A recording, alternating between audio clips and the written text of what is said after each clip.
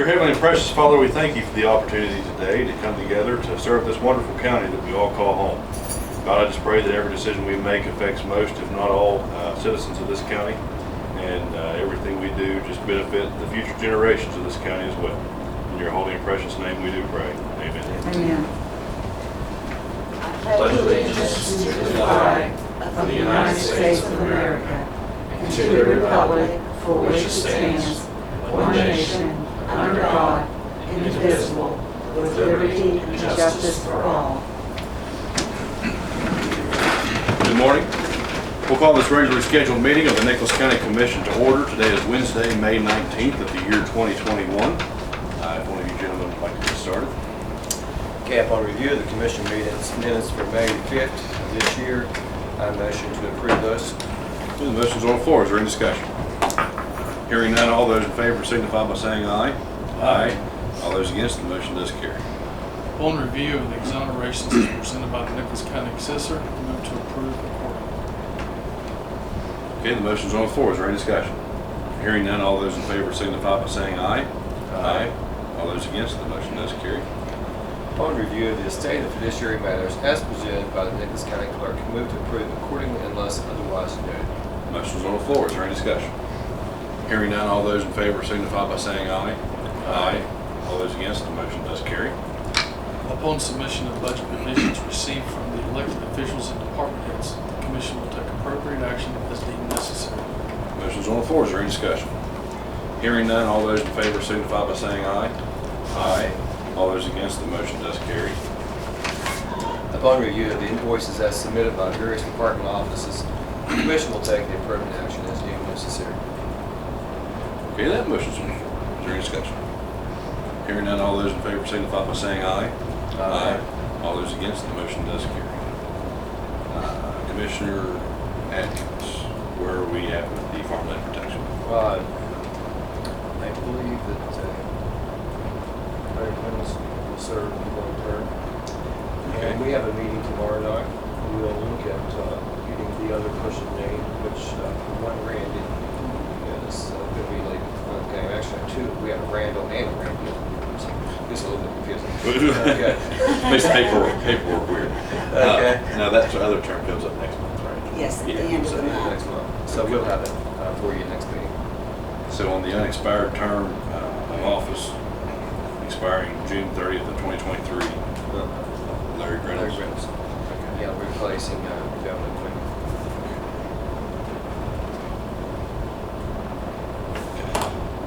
You want to make a motion? Yeah, I'll make that motion. Thank you. All right, the motion's on the floor. Is there any discussion? Hearing none, all those in favor signify by saying aye. Aye. All those against, the motion does carry. On the Nicholas County E911 Advisory Board, does anyone have anybody for that? Do not. Okay. And then we have a approval of order designating local banks as county depositories of public funds. So.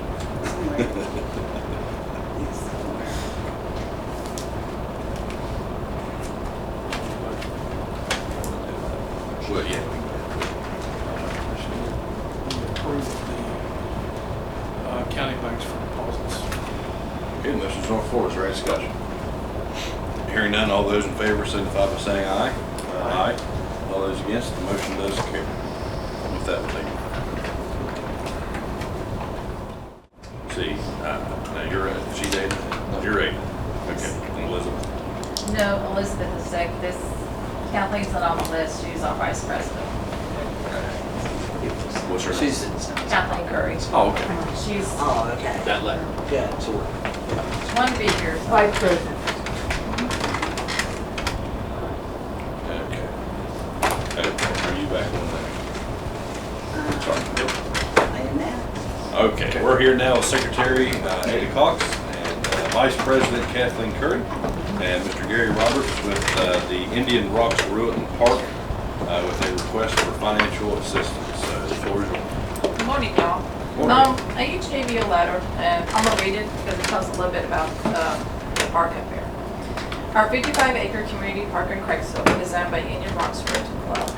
I'm Ada Cox, currently the secretary. Our 501c3 tax-exempt non nonprofit organization is pledged to run our park in service to our community. We are all volunteers and we depend on donations. The county commission has graciously provided insurance for our park. We have a fishing lake which is stocked by DNR. We have a handicap parking and fishing area. Our picnic pavilion rental is our main source of income. We also have a playground with equipment dating from 1970s. During the pandemic, we noticed an increase in the park use. However, we were unable to pursue our usual fundraising activities. We have started a Facebook group, which we have about 930 members. We have been plagued with vandalism and criminal activity.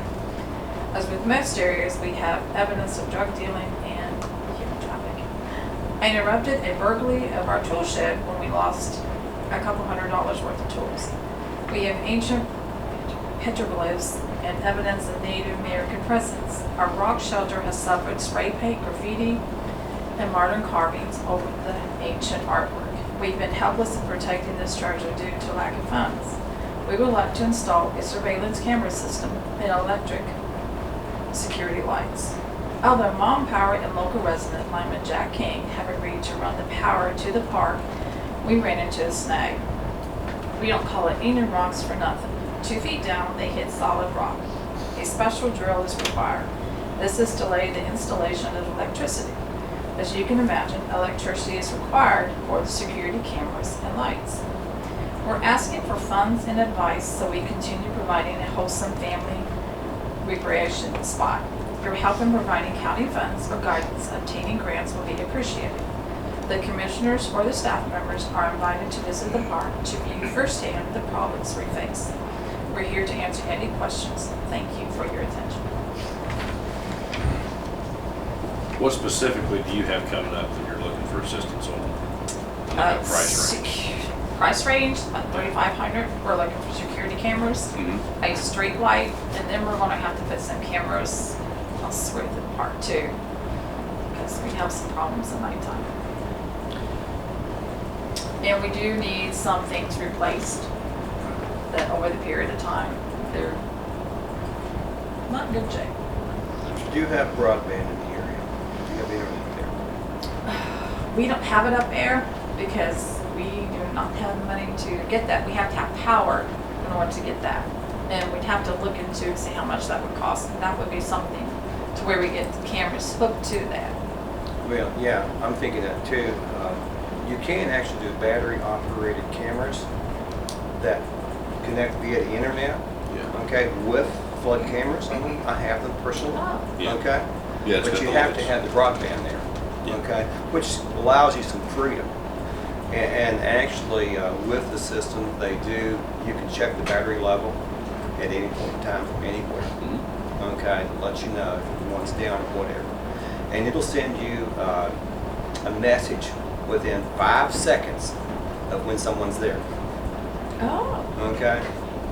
So yeah, there that are. would be something to look into. That's what I'm saying, but you have to have electricity to have Yes. broadband. Now, Exactly. you talked That does about, give you some other options other than solid wire. Okay? Okay, that's a Right. good idea. Thank you. they talk about with the special drilling for the pole and all that, is that already covered? Or where are you on that? Well, I am not sure. You'd have to ask Gary on that end of it. I actually spoke to Lyman, and what we're doing is looking to identify where the holes are. Yeah. She showed me where they all are, and then we're going to work with a private citizen to try and get those dug and hammered out. Like I said, she said when they went down about 18 inches, they get solid rock. We don't know if it's 2 to 3 inches deep or 2 to 3 feet deep. So we need 5 holes, 20 inches wide or 20 inches in circumference and 5 foot in depth.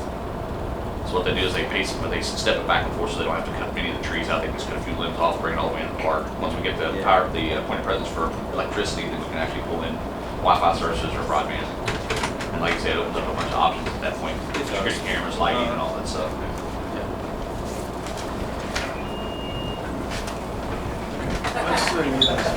Yeah, Marlin cameras are really good. I think it's so much. Yeah, that's That's what I have. And they do pretty good. They do pretty good. Why don't you put together a proposal to us for what you're wanting? Okay. You know, make yourself a wish list and bring it to us. And I can do that. When we get this, we're talking about, we what have you, to help them out with. So if you could probably make the wish list of what you want. Expense all, you know. Just break it down. And how much it would be $40 one. We can do that. per project, yeah. You can do it on the same page, but you know, this would cost this would cost this. Yeah, I will do that. Very helpful. And can you, and the question can you come up with part of it, like, if, let's say we were willing to fund 80%, could you come up with 20 of it? Yeah. Well, if you would count volunteer hours as part of that 20%, I'm sure we could meet anything that you want. I don't know if that's what you were saying, or if you're talking cash We dollars. kind of like everybody to have their own skin in the game. Right. You know, rather than just throwing money out there. Right. Well, we only have $600 in our money that we get. All comes from $35 park rentals for the picnic pavilion. None of us are paid. We have not been able to have fundraising events because of COVID. So even our little small time things, everything, even small problems became giant problems. You know, like we couldn't have our fishing derby, we couldn't have our Easter egg hunt. You know, but we couldn't do hot dog sales. I mean, it's just like all those little things that everyone always does. We just haven't been able to do them. Now we'd like to restart those as soon as it's, we get the all clear, and hopefully we can start doing that soon. Our money that we get just about covers our water bill. So, we're talking like really like some money comes in and we pay a bill. It's kind of like that. We try to be very responsible, but there is not a lot of money. Like we operate on, there's a tiny little bank account for super emergencies, but we basically operate on about $600 in the bank for anything that could possibly happen. And we also were worried about our playground equipment. It's dating from the 1970s. So far we've passed inspection each year, but I think that's something to be concerned about. We certainly don't want to lure any children on playground equipment that's unsafe. That's just not cool. And our bathrooms are becoming unsanitary. It's a nightmare. I mean, like everything that you think about. If someone drops a waste paper basket down in a toilet, you can't get that out with a muck truck. That has to be got out by me. Okay, and the way they're built, it's not like the ones in the National Forest that are all professionally done. It's very, I'd be really afraid if safety and health are not optional. They're just not. Thank you. Thank you. Thank you. Go ahead, Terry.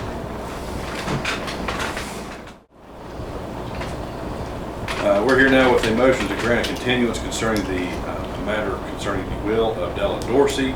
It's been recommended by the county clerk for a 60-day extension for medical and also document retrieving reasons. I make a motion that we do 60-day continuance. Okay, motion's on the floor. Is there any discussion? Hearing none, all those in favor signify by saying aye. Aye. All those against, the motion does carry.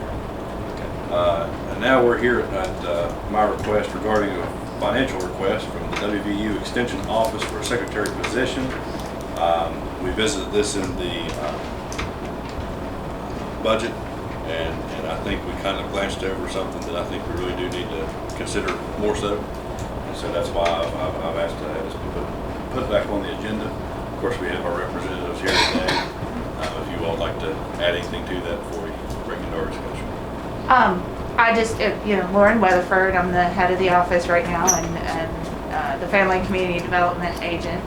And just the amount of work that we have been able to do is, I think, we're very happy with what and Brian was saying even earlier, and he's going to talk just briefly, but one of the things we do is that there's a lot of stuff that's negative when it comes to government and funding, and one of the things that we bring to it is that we bring the positivity. We make the positive change. We work with the youth. We try to address things like the opioid crisis and family needs and provide resources and growth and development. And that's really what we do.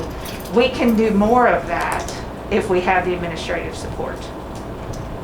Brian, did you want to say a couple things? Well, I think there's some question about funding it, right? I mean, that's maybe been brought up in the past. And so, you know, kind of the situation we're in is if we have been able to limp along for the last 2 or 3 years when we've been without someone because we knew money was tight.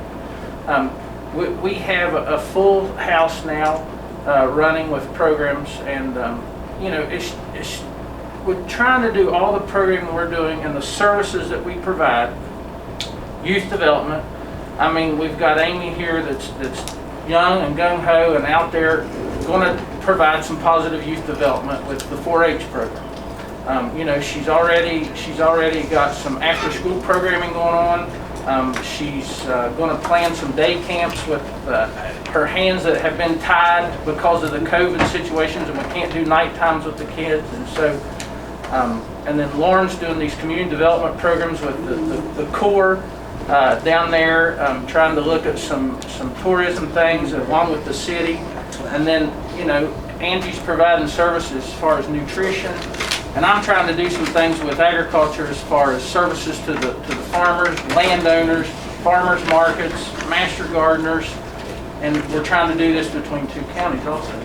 And so I don't know if you all could imagine what you all do without having a Patty or a Mary, and that's where we're at. And it's a base salary, someone to kind of fill in the blanks. I mean, that's what we're needing pretty severely. To just keep going, you know what I'm saying? I mean, you all are in businesses also, and you know, if you don't have that assistant to help you kind of fill in the cracks, some things get in the cracks pretty deep.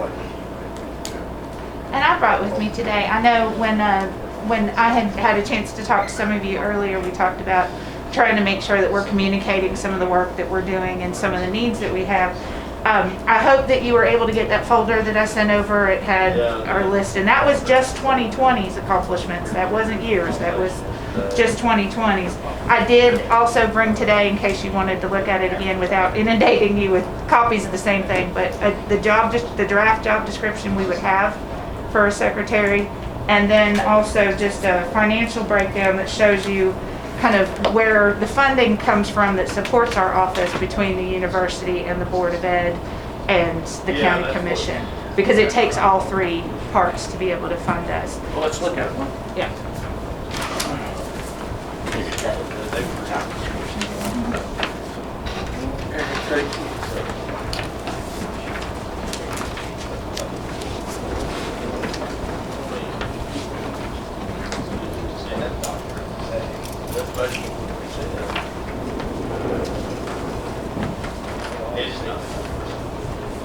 And you'll have the office space for it, won't you?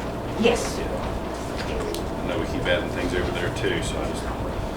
No, we have, Angie currently shares a space that is where the secretary desk is as well, so there's room for 2 desks in there. Where we used to have 2 secretaries and we are only asking for 1, we have that same space available. Now, is this a secretarial position that we've just funded, or is it one of our employees? How does that work? It would need to be one that you all, it's your employee. No, I have it. Well, you would have a couple. There, when the county commission needed to zero out those budgets when they had the financial concerns, one of the things that we were able to do is we had some money in savings, and we were able to fund the commission to extend our Sheila Green for 6 months, but they were still a county commission employee. We just were able to give you the money for the bills, but we can't, the university's not allowed to do that anymore. So the way the extension service works is it's a cooperative.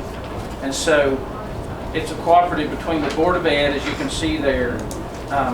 It's a cooperative between the county commission and a cooperative between WVU Extension. And so that's why this position kind of falls in under the county commission's cooperative. Not only do you provide us the building and the resources we have over there to work with, but it's kind of a cooperative to help with this administrative assistant position. Well, that's why. And it kind of takes all of us, it's like taking that town to raise that kid. It's kind of like taking all of us to raise all of us kids in the services we provide. The problem with our program, what we run into, is we are the behind the scenes people. So we're not out there on the front page a lot of times. We're behind the scenes making a lot of things work for a lot of different organizations. And so that's sometimes why we're not highlighted as high as we should. And we look at that because we are cooperative. So we're making sure the Board of Ed, the Nicholas County Commission, the WVU Extension Service is getting those programs out there on the front through somebody else, really. And I want to, some of the resources, the thing that makes us a little bit different than some other entities is that we are able to bring resources that aren't local to the local community. So for instance, Angie's been here for 16 years? 12 years. 12 years? I was thinking, it seems like forever. But she's been here for 12 years, and if you notice, there's a big number behind her name, because not only does the university and the grants provided through the university able to provide her salary, but they also provide all the costs that go along with her. So all the costs for her programming, all the costs for her travel, any expenses she incurs, that all comes with her. So that $78,000 there, I double checked that number with Morgantown, and they said, yeah, that is currently the accurate number. So be able to house somebody like Angie who is committed to the county, works in the county, lives in the county. We also were able to get a student intern for the summer, which is another resource we were able to provide that will help support all of our programs. She's going to focus a lot on 4-H, but she's also going to be able to support, she's working on some things for Brian right now. She's added in a couple things for me.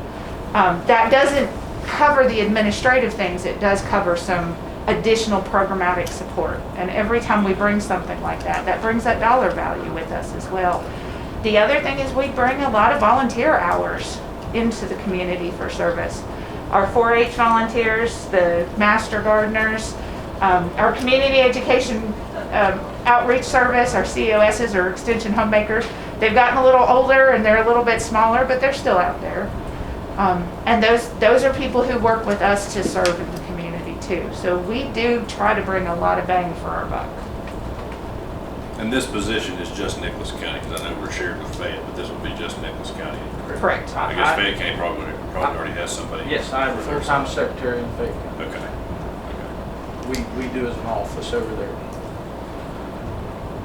I had Patty check, and there's some discrepancy on the numbers, but with a certain particular way of insurance, it's $31,254. If it's more of a family insurance, stuff like that, it'll be about $35,000. I would normally say in a situation like this, we need to give them 1 year to see how things go.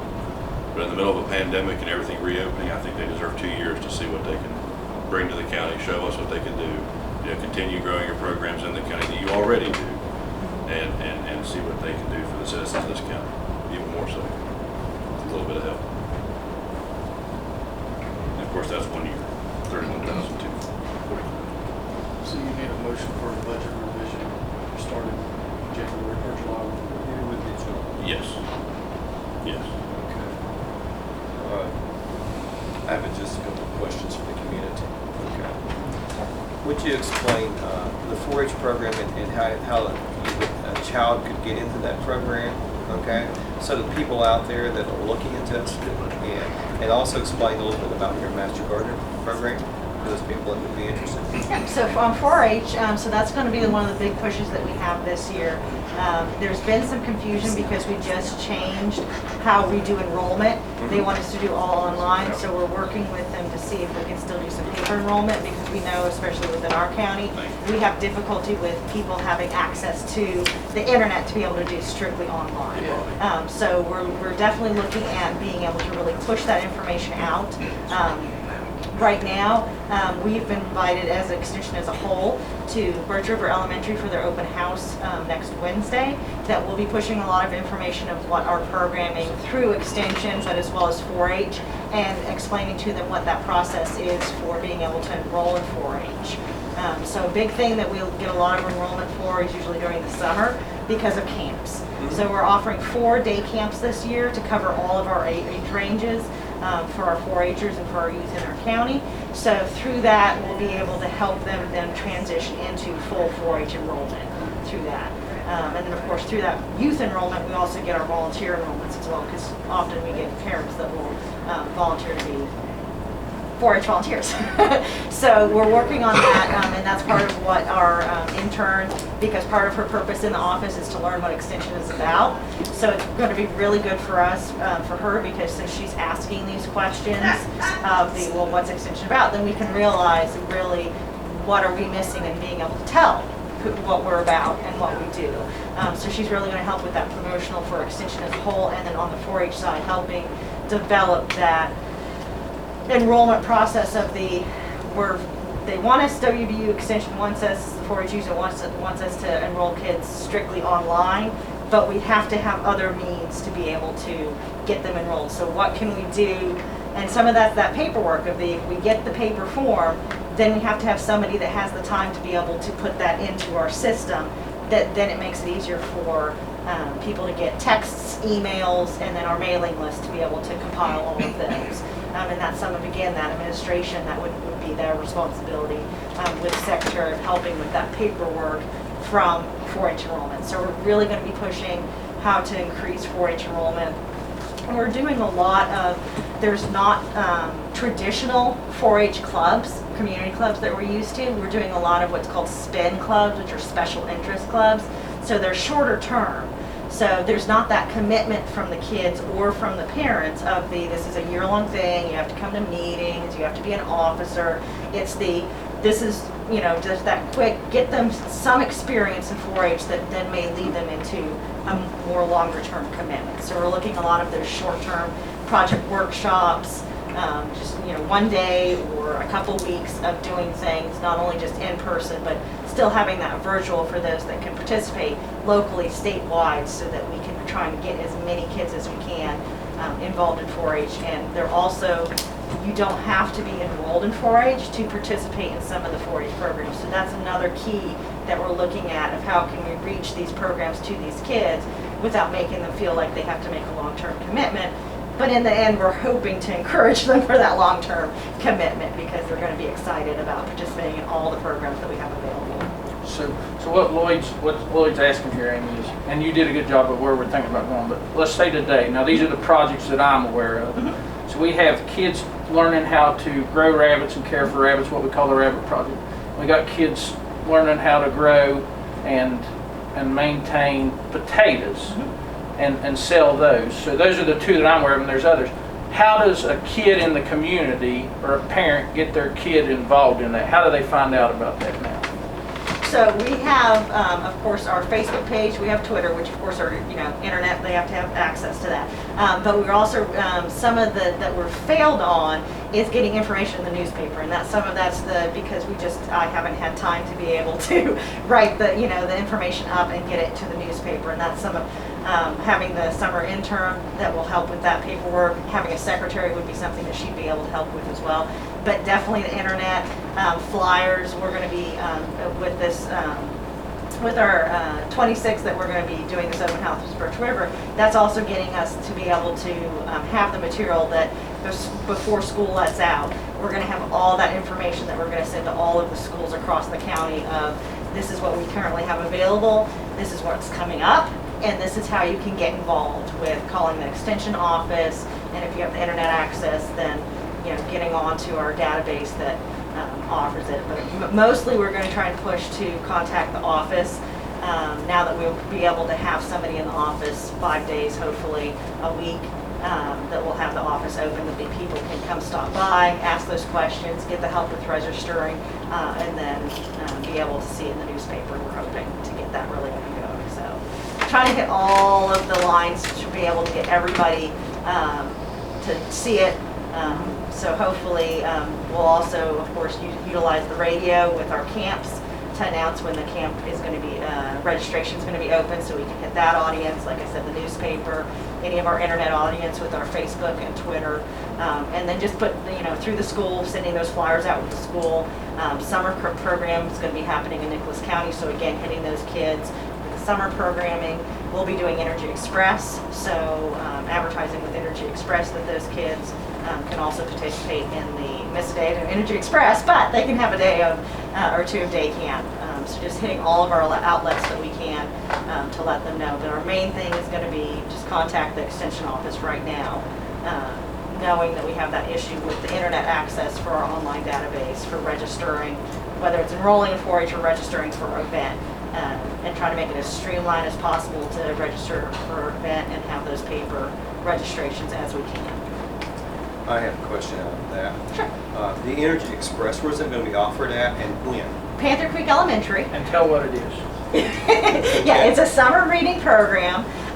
We'll be offering it for youth that are entering kindergarten through 4th grade in the fall year, that entering those. And and we can have 5th grade and 6th grade that are coming back to the school that can be youth volunteers.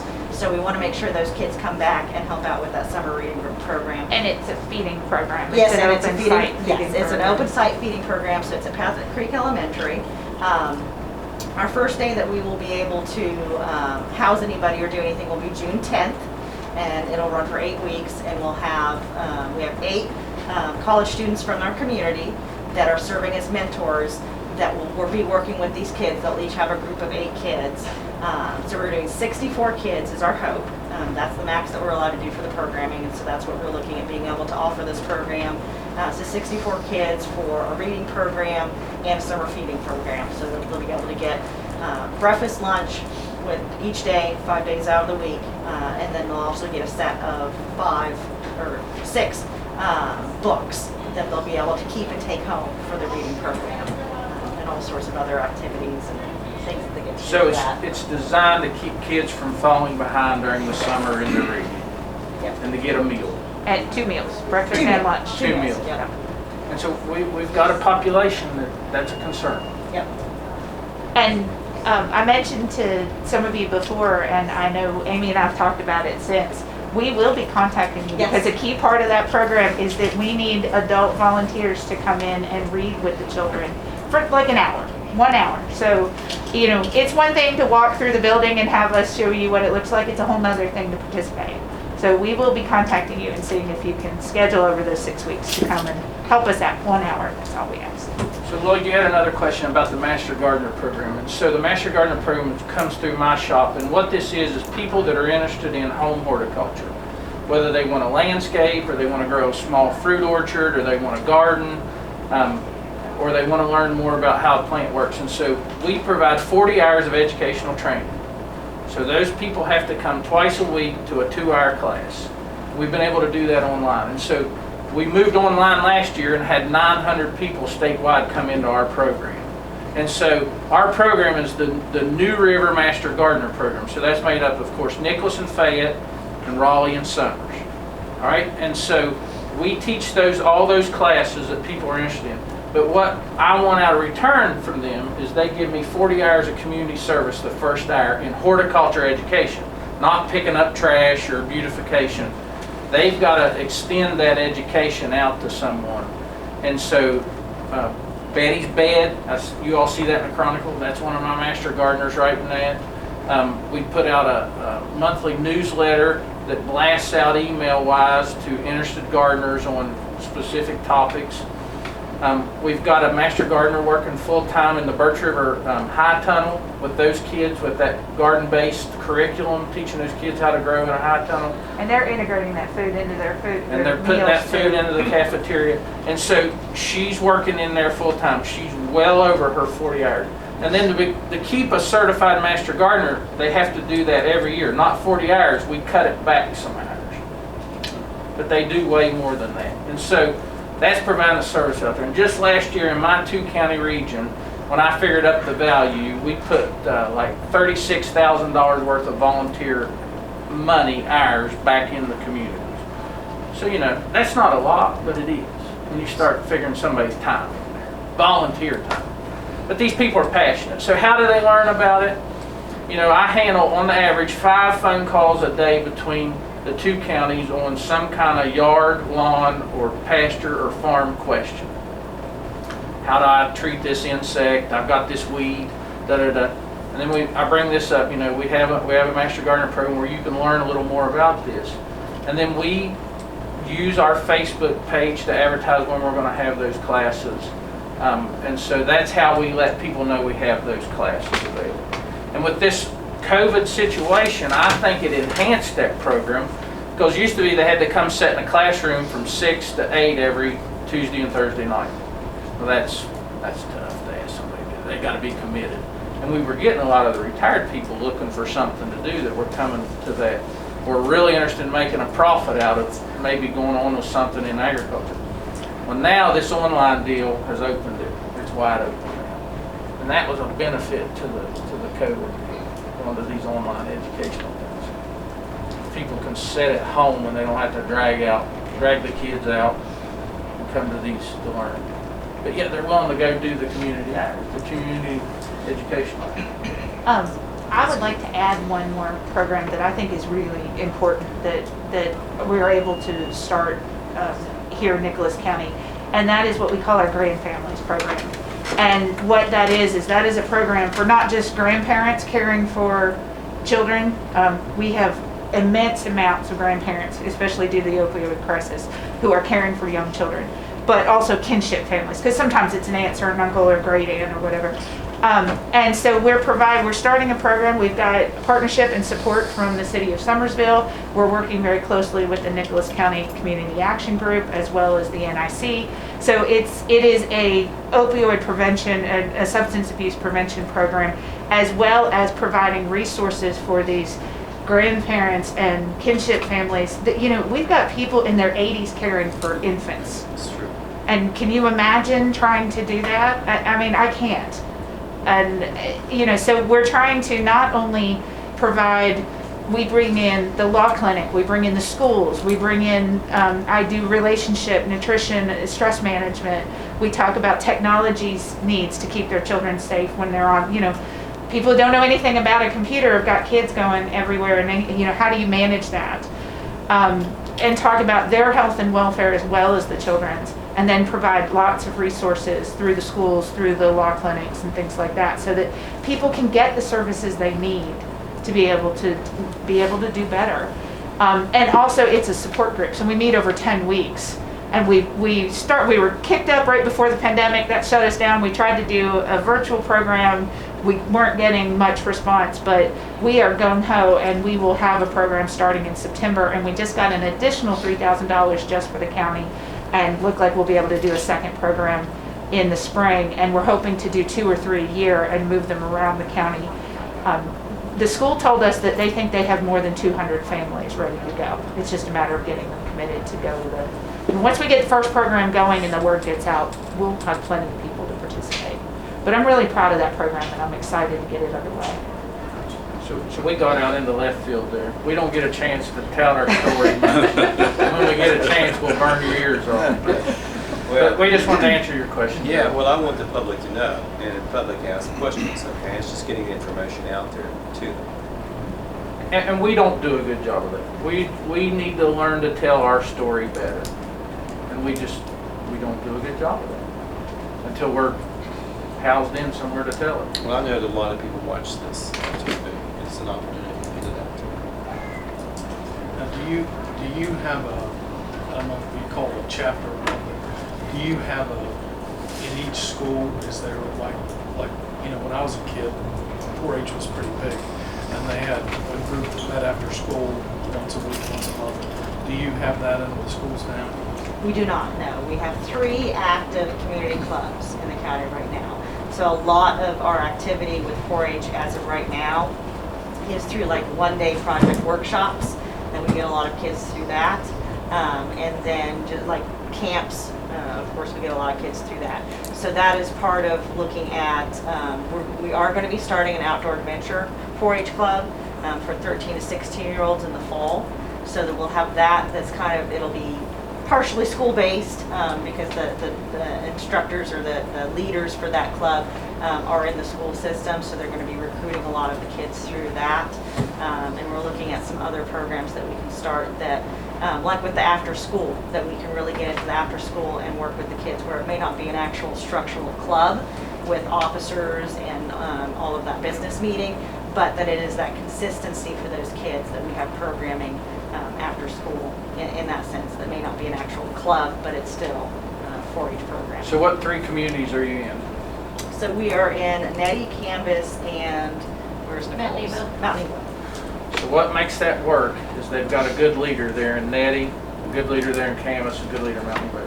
To make a club work in a community, you need a good leader that'll come get the resources, recruit those kids, and make those clubs happen. So you're needing some good leaders, TV folks out there in those other communities to kind of help, target these youth down to take action in some of the programs that we have. Yes, and to qualify as a club, it's just 5 kids from 2 different families. That's all it takes to be a 4-H club. And then so it's pretty simple. Then it builds. Yeah, exactly. And research is very clear. When kids are involved in activities beyond just the school day, their interest in abusing and using substances later in life goes way down. So all of these programs we're talking about, these are prevention programs at the same time. Well, and they bring a degree of self-worth and value, and that's what we see. I think that's the biggest pandemic there is. Drugs and alcohol is just a way out. It's the value and stuff like that. I mean, I think it's pretty clear you all are addressing that on multiple fronts, so I appreciate your. I wanted to mention too that there was a question about whether I could work with with my community development hat, whether I could work with the commission on community engagement, and I absolutely can. Absolutely. So I would be happy to start those conversations. So, but, and my question is a follow-up. If we fund this, that's going to leave some time for you to work in other communities and try to get some things going like that. Most definitely, yeah. That'll give me time that I can be out of the office and I can leave that bulk mailing and that writing newsletters or writing up any of our informational stuff. Any of that paperwork, stuff like that. The news articles, posting on Facebook announcements or anything like that. That leaves it open for me to be able to actually go in the communities and deliver those programs to the youth. See, here's another issue, Craig, right now, is when we get a volunteer out there and we put them with kids, we put them through like they were going to be hired to take care of the president. You see what I'm saying? And the background checks, you've got to trainings, you've got to do multiple waivers. Right. Yes. And there's a lot of paperwork that goes with that just to get a volunteer on board every year. It's not like you get one today and you can keep them for 3 years. She has to do that every year, and that's some time-consuming stuff. When you're calling, checking references to make sure that this volunteer is not going to do something they shouldn't with kids. And the university has put that umbrella on us, and it's a good safety net. We quarrel about it, but it's a good safety net to protect our youth down the road. And so sometimes that holds our volunteers up from stepping in too, because there's a lot we put them through. But she can maybe get out and kick some dirt in the country and maybe pick up a volunteer. And when we get those volunteers and we call it vetting, when they've vetted and they've been through the process and we train them on our programs, then they can be our representatives. So I'm not having to spend all of my time in Nettie and miss out on Canvas because I can't be in 2 places at once. I can send that volunteer that's been trained in whatever educational program that we have for any of Extension. We can send them into that community to help support us so that those programmings can be all across the county. So it's not just each one of, 4 of us can't be in 15 different places. That's where our volunteers are very important to us, that we try and really take care of them and help them so that they can be able to support us in that sense of providing our programs for us as well. This program can keep one administrative assistant busy, just that youth development. Mr. Mayor, can you fill in a little bit what they've done for the city? Well, what I would add is it's kind of funny sitting back here listening because Brian said we're in the background, but what I want to do is put them on the front page because, honestly, I could go on for a long time the collaboration and partnership that we've done with WVU Extension. First of all, we're getting at the finish line of a marathon of redoing the city's comprehensive plan. And we have done that 100% with the leadership of extension agents from all over the state. And it's been incredible. Then I want to say that, I mean, just to sit back here and listen, and I think I also want to tout the city a little bit, because a lot of the very programs you're hearing about, we're funding. We're partnered with the Grand Families.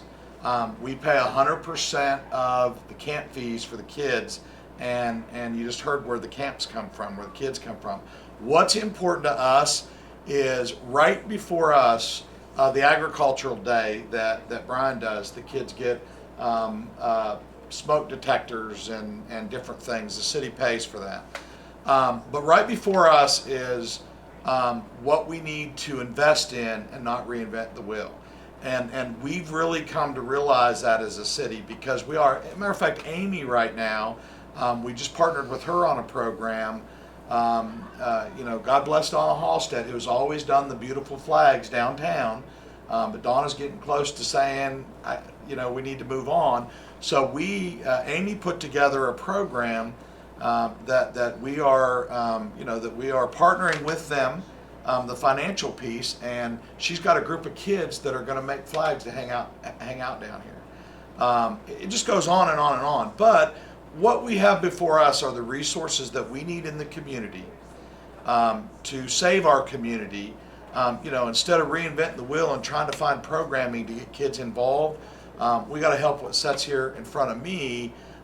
We got to help them do what they need to better get to the community and utilize their resources to do their jobs and not administratively. And that's why I came this morning, because I realize with our engagement with West Virginia Extension, and I'll also highlight something else. Tomorrow I'm sitting on a statewide panel, one of 5, with the Dean of West Virginia Extension. They've invited me to sit and talk about the city's engagement with Extension Service, because I truly, not only I, but my governing body, the council, we realize what we really do gain in a partnership, collaboration, and the resources that they bring to the table.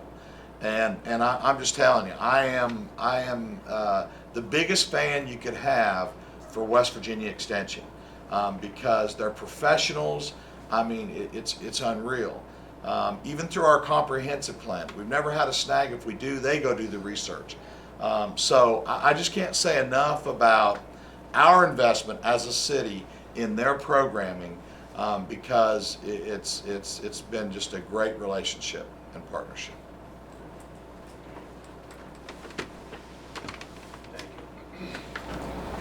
I'll make a motion that we fund this administrative secretary position for 2 years. And of course, this will be out of the general fund alongside the rest of the budget. That's not a place we can. Okay, so that motion's on the floor. Is there any further discussion to be had? Okay. Hearing none, all those in favor signify by saying aye. Aye. All those against, the motion does carry. So thank you all for coming in. Of course, that's effective July 1. And we'll be an at-will employee of the commission, of course. Gladly lend them over, and of course just the handbook stuff like that could go to the county clerk once you all have that person. We'll have to advertise. Yeah. Thank you for what you How do did. you work with you all before we have? Thanks. Our children are our most valuable assets. They are. Well, thank you so much. We really, really appreciate it, and we will serve it well. Thank you for reaching out and educating. Yes. And we're gonna keep doing it. Brian's gonna come back and tell you fun stuff about programming in a couple weeks. Very good. And then Amy's gonna come back after that, so. We need to keep you updated, and I'm bad at that. Will Lauren need to work with Patty on a job description and get all that? If you could, that's great. We'll advertise before we take care of all that. And then you all can. Yeah, that job description's drafted. I don't know if anybody wants to look over it and say this doesn't fit or this does fit, like Yeah, if you don't mind. just I got one right here. Yeah. I can hand it over. And I can email everyone. Go ahead and take a break. Go ahead. All right. Thank you. Yes. Okay, we're here now at my request again, with a discussion concerning cleanup of the Ponteri property. Of course, we purchased that property about a year and a half ago for our 911 center, and partially burnt house that we definitely need to get taken down alongside the brush around it, so it can be maintained by our day report center and kind of clean up our territory here in the city of Summersville. So really just see if we can get something moving on that today. I make a motion that we check into maybe burning the rest of it through the fire marshal or whatever with the fire department. If that don't work, we put it to bid for somebody just to tear it. Okay, that motion's on the floor. Is there any further discussion to be had? Anything you can think of? Yes. All that being said, all those in favor signify by saying aye. Aye. All those against, the motion does carry, and I think that'll be a good thing to help move that along and clean that territory up. Cleaned up. So now we'll take it up. That motion carries. Commissioner. Okay, we're here now with a request from Cassandra Lawson, the Senior Project Specialist at Region 4 Planning and Development Council. It's concerning the Hinkle Mountain Broadband Project with a DOH permit, which we all have in front of us here. It's a right-of-way encroachment permit application with the West Virginia Department of Transportation, Division of Highways. Permit number yet. Okay, here. Okay, for that.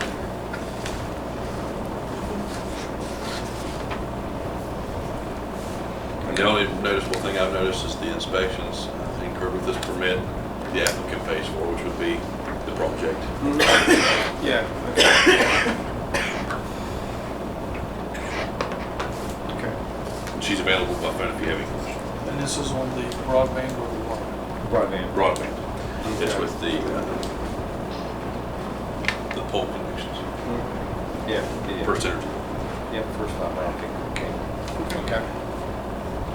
Need a motion? Yes, ma'am. Make a motion we approve. Okay, the motion's on the floor to approve the Hinkle Mountain Broadband Project DOH permit application. All those in favor signify by saying aye. Aye. All those against, the motion does carry. We have now, at the request of Commissioner Chapman, discussion concerning the technology quote we received on the technologies for the commission chambers.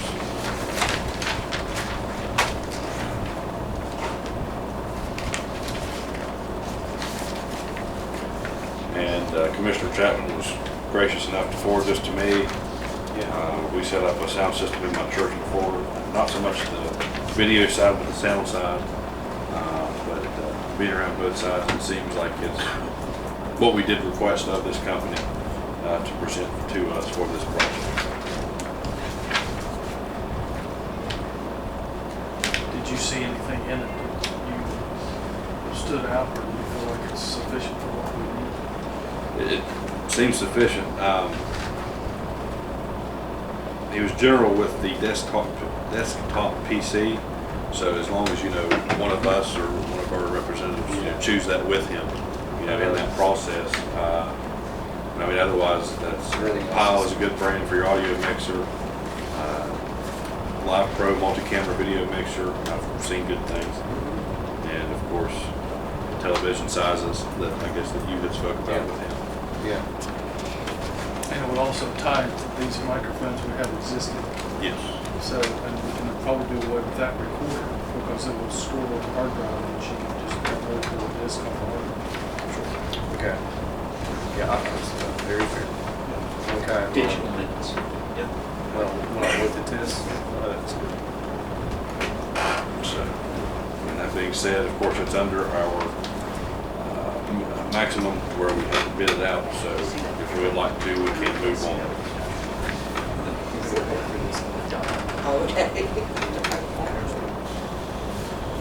Well, yeah, telecommunication with the pandemic. Cares. Well, it'd be county cares, not 911 cares. So it would really be out of the general county with the notation on those cares. I'll make a motion we accept this bid and get started right away. Okay, and this is a bid from Spider Technologies of Summersville, West Virginia, totaling $8,465.82. bringing this room up to complete modern standard on telecommunication and stuff of that matter, thanks to the pandemic, and of course, just to make sure your motion clarifies that it does come out of the CARES fund. Correct. That's correct. That being said, is there any discussion to be had? All those in favor signify by saying aye. Aye. All those against, the motion does carry. And now we have, at the request of Commissioner Chapman regarding the front door situation at the courthouse, our maintenance supervisor does not have an update at this time on when installation will begin. I didn't realize that we had already approved that, that's what I was Yes. looking at. So I did text him to tell him, I wasn't sure if he got the message he was approved. Okay. So, Okay, and as soon as Rodney has something, they said that they would pass it along to us okay. on what we're looking at to do. That being said, is there any other business before public comment that a commissioner would like to address at this time? I'd like to ask him, do you have something? Do you know where we are with the signatory card from the, or whatever, for the prosecutor, where we're at there? Commissioner Chapman, I do. As counsel for the commission, I sent an electronic correspondence to the prosecutor's office, prepared a proposed signatory document for the prosecuting attorney to review and execute.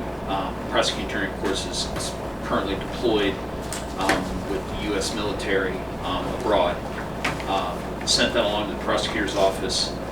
Received a response from the prosecutor's office that they're not interested in signing that. So the update that I have is that it's been sent and it has not been executed. So how is this working from the standpoint of like indictments and things like that? If you don't have a prosecutor's signature or a signatory, can those go through? Where are we at in that situation? As we've reviewed as part of just commission business and pursuant to the West Virginia Code, there are certain pleadings and documents and other materials that are required by the West Virginia Code for the prosecuting attorney of a particular county. For example, prosecuting attorney of Nicholas County, West Virginia, must execute, and the word that's used in the code is shall. Now, shall is a real important word because there's no way around it. It's not a may, it's not a could, it's not an or, it's a shall, which generally, legally speaking, means to be executed forthwith is what the legal definition of shall is. So, Commissioner, I'm not sure what the prosecuting attorney's office is doing in terms of documents that are legally required or that are the duty of the prosecuting attorney to execute as part of the course of business in that office. I'm not sure if those documents are being delivered personally to the prosecutor abroad as part of his deployment. I'm not sure if they have incorporated some sort of electronic signature. I don't have an answer for you, Commissioner. I've not been privy to that information, and I don't have that information. And is there a reason why they don't want to sign the document? No specific reason was given to me. I did offer to modify the document or amend it or have discussion about modifying or amending the same, and that was declined as well. If you don't care to stay and talk about it. I will. I'll provide the commission another update at the next meeting. Okay, Yes, thank sir. you. And as the purse holders of the county, I do want to address that the prosecutor's office did deliver a request to the county clerk's office for a pay increase for their head prosecutor. Did not set a time frame on when that would be, which of course with the county clerk, with the prosecutor not being paid at the time, that money is in their budget. So I mean, but I just wanted to note for the record that we did not take any action. We did not have any request, and we do not have any part in that at this time. So that being said, we're up to the public comment period, and there's no one for the public comment. So any other business to be discussed? Hearing none, is there a motion to adjourn this regularly scheduled meeting of the Nicholas County Commission on Wednesday, May 19th of the year 2021? I'll make the motion. Okay, we had a motion and a second. Yeah, we make We have a collective motion. All those in favor signify by saying aye. Aye. All those against, the motion does carry. We are adjourned.